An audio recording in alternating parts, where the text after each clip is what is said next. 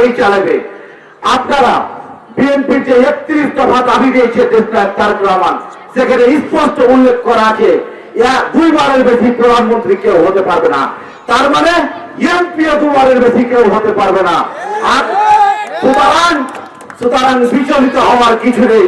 এই যে জাকা ভাই এবং রফিক ভাই, আমিনুল ভাই এবং গুরু বিশ্বাস, এই যে চাঁপাইনবাবগঞ্জ পৌরসভা আহ্বায়ক সারোয়ার ভাই, সদস্য সচিব বাচ্চু ভাই, এদের নেতৃত্বেই আগামী দিনে এই চাঁপাইনবাবগঞ্জের বিএনপির দুর্গ হিসাবে এবং চাঁপাইনবাবগঞ্জের বিএনপি সুসংগঠিত হবে। বন্ধুরা আমার, পরিশেষে আমি একটি কথা বলতে চাই, আজকে যারা দূর দূরান্ত থেকে কষ্ট করে এসেছেন তাদের প্রতি কৃতজ্ঞতা প্রকাশ করছি এবং দুশ্চিন্ত হবেন না।